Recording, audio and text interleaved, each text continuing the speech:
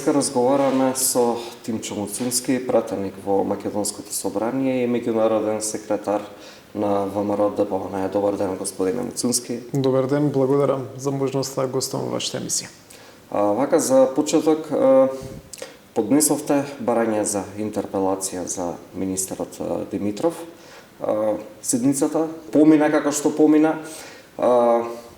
Гласањето беше, се чини некако дека власта не го обезбеди она мнозинство што цело време се надева и што го споменува од 62 пратеници.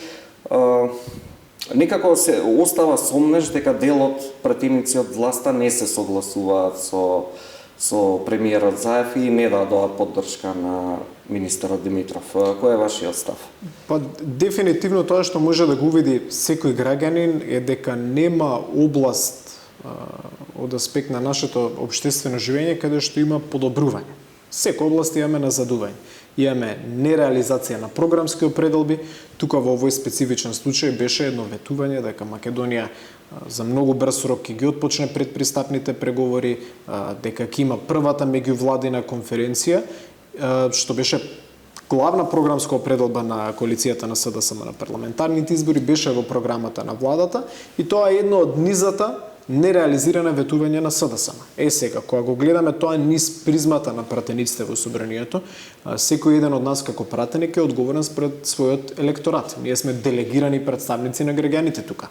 Таа намалена доверба која што се виде на денот на гласањето на интерпелацијата е веројатно еден одраз на незадоволството на сите граѓани во работата на оваа влада, специфично за министерот Димитров, но јас би рекол нема сфера на владењето на СДСМ, ДУИ и БЕСА каде што може граѓаните да имаат задоволство. Вие погледнете ги сите области од правосудство до реформа на администрација, образование, здравство, никаде Македонија не бележи успех. Да не зборуваме за економијата, огромниот број изгубени работни места, така да тој тренд на незадоволство јас очекувам дека за жал ќе се зголеми. Јас сакам успех во мојата држава, но оваа политичка влада покажува дека е далеку од соодветното ниво на знаење и иновативност за да реализира некој позитивен проект.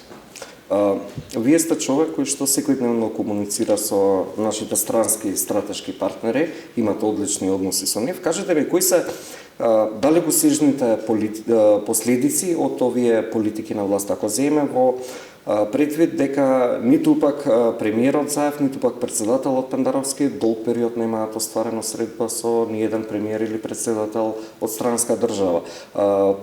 Некако се чини дека и се заглави со оние евроинтеграции, се сеќаваме на легендарна фотографија селфи од авионот со добиениот датум, добивме само датум за вето.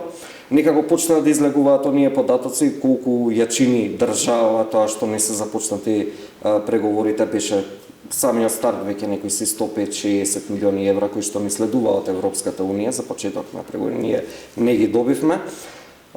Некако се чини дека ситуацијава стагнира. Трпи целата економија, нели и оние што се договорени извозни рамки кои што ги има држава, доколку се започнат преговорите, нели тие се зголемуваат, можеме да извезуваме повеќе производи во Европската унија и некако тука се закочи. Стагнира целокупната ситуација. Едниот аспект е дефинитивно билатералниот политички аспект со Бугарија. Односно, недоволно квалитетниот степен на дипломатска визија да се антиципира тоа што ни се случи. Односно, не сваќање на пораките кои што многу подолг период доаѓаат од официјална Софија, дека ние имаме сериозен проблем со нашиот сосед. Фактот што не беше соодветно антиципирано и реагирано на тоа, доведе до политичко вето и немањето на одлука за официјално почнување на пристапните преговори. Но од друга страна, целосно ќе се согласам со една ваша констатација, тоа е дека најголем дел од земјите членки на Европската унија имаат своји резидентни амбасадори во Република Македонија. Тие се луѓе кои што сите овие недостатоци за кои што ние претходно зборувавме, од сите области кои што можеме да ги наведеме, во нашето општество нема никаде напредок. Корупцијата се зголемува, економијата е ослабната, во образованието не само што немаме реформи, туку имаме најава за реформи кои што ќе создадат дополнителен хаос во образовниот процес. И земјите членки го гледаат сето тоа, го евидентираат и очигледно дека ова е земја која што не се европеизира, како што беше најавата. Туку ние имаме очигледна деевропеизација на Македонија. Значи, имаме стагнација, имаме назадување и тоа ги влошува нашите позиции при контакт со секој меѓународен партнер кој што посакува Македонија што побрзо да стане земја членка и дел од таа Европска унија. Но вие морате да испорачате резултати, вие морате да покажете дека вие доколку би станале земја членка, би биле кредибилен и стабилен партнер во тој сојуз. А што е со оние меѓународни извештаи? Еве, Економист ме нотира дека сме хибриден режим, се наоѓаме на 78-то место. Transparency International открива дека имаме голем степен на корупција, сме на 111-то место. Имаше стручни анализи од Америка кои што покажуваат дека држава ги фингира извештаи за заболени и починати од ковид. Имаме нотирање од Европската комисија каде што велат дека она европско знаменце на предлог законите во собрание дека се злоупотребува. Некако стануваме се поизолирани и поизолирани. Што ви велат вас меѓународните партнери? Вие имате средба и со амбасадори. Да, прво што јас би нотирал е меѓународните партнери се многу значајни, но најзначајни се нашите граѓани. И би рекол најголемиот проблем е што тие имаат висок степен на перцепција и за корупција, и за неефикасност на институции, и за севкупен хаос во општеството. Потоа, таа перцепција опозицијата пренесува во јавноста, бидејќи ние комуницираме со граѓаните и често укажуваме. Имаме хаос во правосудство, имаме хаос во економија. Дајте нешто да се направи, дајте да тргне државата напред. Реакцијата најчесто од владата е опозицијата дека шири лажни вести, дека информациите што ги дава опозицијата се невистините. И на крај доаѓаме до објективни податоци кои што се агрегирани од многу релевантни меѓународни невладини институции. Би рекол и најрелевантни за овие области за кои што зборуваме. Тие се извештаите на Transparency International, Transparency на Freedom House. Тие единствено го нотираат тоа што ние го имаме како реална фактичка состојба, тоа што опозицијата го кажува, а и тоа што владата одлучува да го игнорира. Ова е влада на изговори, влада која што многу добро знае да пренесе одговорноста, но истовремено ова е влада која што веќе 4 години има обврска да создаде прогрес, просперитет и развој. Тие не успеваат по гледиштето на примерно и најбитното граѓаните, не успеваат по гледиштето на опозицијата, но очигледно дека не успеваат и во перцепцијата на објективната меѓународна јавност. Во таа смисла треба да го преиспитаат своето однесување, треба да размислат за својот капацитет на владење и јас тоа го кажав и при моето обраќање во врска со интерпелацијата на потпредседателот на владата Димитров. Влада која што очигледно не може да ги реализира своите програмски определби, многу е логично да размисли за институтот враќање на мандатот. Ако вие не можете да го реализирате тоа што сте го ветиле во кампања, тоа што сте го ветиле во програмата на владата, честно и доблесно е да го вратите мандатот кај претседателот на државата и зошто да не некој нов мандатар да формира влада каде што ќе има испорака на резултати врз основа на програмски определби. СДСМ која беше опозиција направи перцепција во јавноста дека тогашната влада е меѓународно изолирана и дека они имаат многу подобри контакти.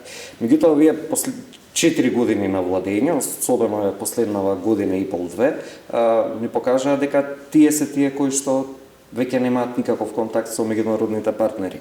Вие како политичка партија успеавте за многу краток период да остварите средби, секојдневно остварувате средби во Македонското собрание, меѓутоа и меѓународен план имавте челниците на вашата партија беа во посета во Унгарија, во Хрватска, во Словенија, каде што остварија средби со премиерите. Претпоставам дека тие договори за средби и контакти ги одржувате малку луѓе, неколку души. Можно ли еве вие неколку 5-6 луѓе да сте поспособни од цела македонска влада? Нели е време, не знам, еве они да отстапат да ја препуштат работата на тие што си ја знаат? Јас во принцип мислам дека ние сите тука колективно треба да работиме за успехот на Република Македонија и за нашиот национален успех. И во таа смисла ние контактите кои што ги имаме со резидентните дипломати во Македонија, контактите што ги имаме преку многу силната мрежа на Европската народна партија, таа е, јас би рекол, секојдневна комуникација која што имаме ние како политички субјект, треба да ја користиме во полза на нашата држава и нејзиниот непречен развој. Но од друга страна, секако наша обврска е да нотираме и за сите недостатоци кои што ги има тука, но паралелно со тоа да афирмираме позицијата на Македонија. Независно од тоа што оваа влада нема капацитет за реализација, ние цврсто и јас лично цврсто ќе продолжам да работам Република Македонија час поскоро да ги отпочне пристапните преговори со Европската унија, пред се бидејќи тоа е нешто што го заслужуваме по мерниот критериум на Европската комисија уште од 2009 година, да не го заборавиме тоа, но и фактот што мислам дека тие пристапни преговори ќе ни помогнат час поскоро и да можеме некои економски бенефити да имаме од истите, како што вие спомнавте во едно ваше претходно прашање, но и да имаме повисок степен на објективен, дополнителен објективен меѓународен надзор на, за жал, хаотичната состојба со која што се соочува државата и пак ќе нотирам скоро во секоја област на нашето живење. Страшно е немањето на волја и капацитет за решение. Од гледна точка на нашето афирмирање на меѓународните позиции на Република Македонија, ние ќе продолжиме, секојдневно ќе продолжиме тоа да го правиме. Не ова лична борба, јас би рекол, на кој знае повеќе луѓе, кој има повеќе контакти, сите нашите контакти треба максимално да ги утилизираме во насока на помош на Република Македонија, бидејќи ние доколку и помогнеме на државата, ќе им помогнеме на граѓаните кои што треба да живеат во еден нормален општествен систем, кои што треба да живеат со многу попристојни примања од што ги имаат тие и треба да живеат во една држава која што ќе функционира во рамките на некои барем базични европски параметри во кои што за жал ги нема во моментот. Да, меѓутоа вие преку тие меѓународни контакти обезбедивте медицинска помош за држава. Беше понудена и помош во лекари, меѓутоа нашата држава не го прифати тоа. Ако се земе во обзир тоа и сето она што се случува оваа корона пандемија, која што еве веќе година дена трае, ние сме единствена држава во Европа каде што нема ниту една вакцина. Последни сме, меѓутоа први сме на оние листи по починати и заразени. Веќе имаме речиси 3000 починати во држава, речиси 100.000 заболени од корона. Нели е време, не знам, ќе поднесете интерпелација за Венко Филипче? Јас интересно тоа, малку поинаку го гледам прашањето, се надоврзува и со тоа што начинот на кој што вие го поставувате прашањето за немањето на вакцини. Искрено, не е дека одговорност за министерот Филипче нема, но јас би рекол дека е уште поголем неуспех за нашата надворешна политика, фактот што ние немаме вакцини. Зошто? Затоа што очигледно е дека се во моментот неколку производители на вакцини во неколку земји во светот, сите ги знаеме кои се. По мене обврска на владата е да каже на оваа држава и требаат вакцини час поскоро. И потоа ви имате дипломатска мрежа, имате канали на комуникација кои што морате да ги искористите во тој момент. Нема побитно прашање од тоа да обезбедите што е можно повеќе вакцини. Така да, ете да речеме колку што е голем неуспехот на Министерството за здравство, јас би рекол еднаков, па дури можеби повисок степен на одговорност треба да има и целокупната наша надворешна политика за неуспехот да се обезбедат такви вакцини. Вие морате во тој момент клучен приоритет на целокупната дипломатска мрежа, на министрите и в другите функционери кои што се занимаваат со надворешната политика, да биде реализација на таа можеби краткорочна, но многу здравствена стратешка цел. Зошто таа е цел чија што реализација спасува животи, како што кажавте вие. Така да жалам што сме во моментот една од ретките земји на европскиот континент кои што нема отпочната вакцинација. Да се надеваме и за жал во овој момент да се молиме на Бог што побрзо да дојдат вакцините во Македонија, што побрзо дојдат, тие ќе спасат животи, но во некој момент јас дефинитивно согласувам со вас, ќе мораме да го отвориме и прашањето на политичката одговорност на одредени функционери. Не би рекол дека е само еден, би рекол дека се веројатно и повеќе функционери, зашто Македонија е меѓу последните земји на европскиот континент кои што ќе отпочне со вакцинација. Ко сме веќе извештајот го споменавме претходно од Transparency International, Корупцијата е многу голем проблем во држава. Очигледно ние сме на историски најлошото 111 место до сега. Некако секој ден има се повеќе нови афери и скандали кои што ја тресат оваа влада. Некако перцепцијата во јавноста е намалена поради корона пандемијата, меѓутоа се поизвестно е дека тие мораат да добијат некаков судски епилог. Очекувате ли некои потреси од тие скандали, афери, оставки од министри, од директори? Афери имало и ќе има. Ги има и во најразвиените земји. Разликата помеѓу Македонија и најразвиените земји кон кои што стандард ние стремиме да го постигнеме е начинот на кој што вие реагирате на сите тие прашања.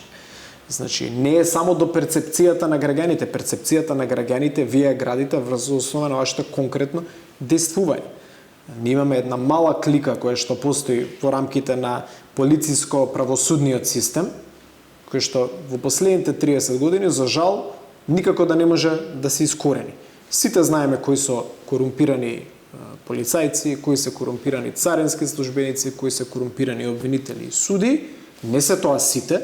Напротив, голем дел од луѓето кои што работат во тие професии се честни, коректни, професионални. Ние имаме мала група кои што никој до сега не си дозволил да искорени. И треба да си го поставиме прашањето зошто во последните 4 години само се зголемува степенот на корупција. Затоа што нема соодветна реакција, затоа што на хартија можеби ќе се смени некој закон, но тоа во пракса ништо не значи, и заради тоа што корупцијата е распространета од најниското до највисокото ниво на нашето општество. Колку што има висока корупција, толку има и корупција на елементарното ниво на функционирање на правосудството и на администрацијата и на сите други јавни служби. Вие треба да имате вистинска волја да ја искорените корупцијата. За жал, перцепцијата на граѓаните, резултатите на дело, повторно ќе кажам, не само според наша лична перцепција, туку и според методологија утврдена од организација како Transparency International, докажува дека се уште сме многу далеку од таа јавно прокламирана цел за искоренување на корупцијата. Неодамна во собранието беше изгласан законот за попис. Методологијата ја дознавме за дивно чудо пред 2 дена, на месец и половина пред да започне пописот. Вие како политичка партија и како пратеници барате одложување, нешто што го направија голем дел од европските држави, меѓутоа не е најде тоа на разбирање кај власта. Претседателот Пендаровски и премиерот Заев најавија можно одложување на пописот за 2 месеци, меѓутоа ќе општо да ги фатиме сите сегменти од пописот, како од политички карактер, така и од здравствен, затоа што се уште е актуелна и корона кризава. Нели би било малце проблематично, не знам, еден попишувач денот треба да влезе, не знам, 150-200 куќи станови, доколку е заразен некој, ќе се прават секој дневно тестови до се оние бројки кои што веќе излегуваат некако од политичките кулуари дека се договорени сите проценти во пописот. Па до здравствениот аспект, кога ќе тргнеме чисто за споредба, 3 земји на европскиот континент кои што имаат одложено попис се Ирска, Германија и поблиску до нас Хрватска. Земји кои што имаат далеку подобра епидемиолошка ситуација, но и земји кои што се далеку понапред во обезбедување на имунизација на своето население, односно вакцинација. Така да, ако го гледаме единствено тој параметар, логична одлука би била пописот да се случи доколку примарно ни е најбитно здравјето на граѓаните, логично би било пописот да го одложиме за 2022 година. Тоа е здравственото прашање. Тука мислам дека нема никој дилеми и очигледно е дека единствено само заради партиско-коалицијски причини се форсира брзиот попис. Очигледно кога се формирала владата, има некој договор меѓу другото и за ова прашање. Времето ќе покаже веројатно што била содржината на тој договор. Кога навлегуваме во методологијата, за мене е тоа многу просто. Значи, ние можеме да направиме електронски попис. Ние одбираме да правиме попис по застарен метод. Не исполнувајќи ги во целост сите стандарди на Обединетите нации и Европската унија, но по застарен метод. Оваа земја има капацитет, има датабази, има хардвер и софтвер, кој што може да овозможи електронски попис во чии што податоци не би имале како да се сомневаме, бидејќи тие би биле навистина единствено статистичка операција. Во целата политичка аргументација на оваа тема, во ниту еден момент, јас не видов одговор од страна на владата и незините представници, зошто немаме електронски попис. Се движиме во политички флоскули. ВМРО ДПМН не сака попис. Не, ВМРО ДПМН сака попис, но по соодветна методологија. Се кочи државата, мора да има попис. Да, се согласуваме, се кочи, мора да има попис. Но еднаш нека одговорат на прашањето, зошто не се организира електронски попис, кој што ќе биде далеку поевтин и далеку поефикасен, а сите знаеме дека постои инфраструктура финансирана од Европската унија преку еден проект кој што претходно се реализираше да се организира електронски попис. Така да бегаме од здравствената реалност, но бегаме и од стручната реалност. И за ниту една од овие две клучни барања, прво за здравствената, а второ за стручното, не се дава соодветен одговор. Се даваат само политички флоскули. И тоа е само еден добар сублимат за севкупното функционирање на оваа влада. На зборови е силна, со политички флоскули е многу силна, но кога ќе дојде на дело да се сработи нешто, гледаме дека е ни приближна до соодветниот капацитет. Ова е најслабата влада во историјата на нашата држава, споредбени со претходни влади на СДСМ. Ваков степен на аматеризам во секоја област на функционирање, јас мислам, не сме виделе, а се надам дека никогаш повторно нема ни да видиме. Созреани ли се услови за предвремени избори? Ако земеме во предвид дека за неколку месеци не очекуваат локални избори, председателот на ВМРО ДПМН побара, Христијан Мицкоски побара одржување на предвремени парламентарни, меѓутоа премиерот Заев веднаш го одби тоа, најверојатно има некаков коалициски договор, меѓутоа ако општо се земе цела ситуација, дали држава може да го издржи оваа темпо? Опозиција секогаш треба да биде подготвено и да бара избори. Доколку опозиција не е подготвена за еден таков чекор, тоа говори за нејза. Значи, оврска е секогаш да се бараат избори, бидејќи треба да сметате дека имате и посилен капацитет и програмски и кадровски да движите државата во соодветен правец. Дали ќе се случат или не, на крајот од денот нашиот уставен систем е таков да собранието единствено може да се распушти самото себе. Значи, вие морате да имате 60 соодветно мнозинство, 61 пратеник во овој дом да се распушти собранието, што во овој момент очигледно е дека е зависно од многу слабата коалиција, но коалиција се уште функционална помеѓу СДСМ, ДУИ и БЕС и некои други помали партии кои што се таму. Наша обврска е во таа смисла да нудиме решенија, да видат граѓаните дека ова е партија која што не само критикува, туку партија која што ќе знае како да владее. А дали ќе се случат, веројатно е многу тешко да се предвиди да се даде одговор на таа прашање, но врската на секоја опозицијска партија е да биде подготвена за тој чин кога и да дојде. Кои се вашите очекувања од локалните избори? Локалните избори се многу различни од парламентарни избори. Значи, моето очекување секако и јас тоа за кое што работим и посекуваме е победа на ВМРО ДПМН, но победа која што мора да биде потпрена на два силни атрибути. Прво, да ги најдеме најквалитетните кадри, луѓе кои што се од локалните средини и кои што ќе знаат да одговорат на потребите на граѓаните, значи тоа се луѓе кои што потекнуваат од средините, си ги знаат средините добро, имаат стручност и знаење и капацитет да помогнат, но истовремено и квалитетна програмска определба. А локалните проблеми се најспецифични. И тука вие каква национална кампања да имате, таа од општина за општина веројатно треба да се менува. Така да верувам дека со најквалитетните кадри и со силна политичка програма ВМРО ДПМН може, има капацитет и знаење да дојде до силна и убедлива победа на локалните избори. Кога сме веќе оние меѓупартиски односи, имате ли најава за некаква коалиција за локални избори? Мислам дека треба да се разговара со сите субјекти кои што ги споделуваат вредностите на ВМРО ДПМН. И тука, примерно би рекол, тоа што е многу различно од парламентарните избори е што разговорите треба да се базираат на програмски елемент, слично како и парламентарните избори, но треба да се разгледаат и деталните можности за поддршка на специфични кандидати. луѓето кои што би ги поддржале ако се од други политички партии или луѓето од нашата партија кои што би добиле поддршка од други политички субјекти, треба да се поединци во кои што сите ќе имаме целосна доверба.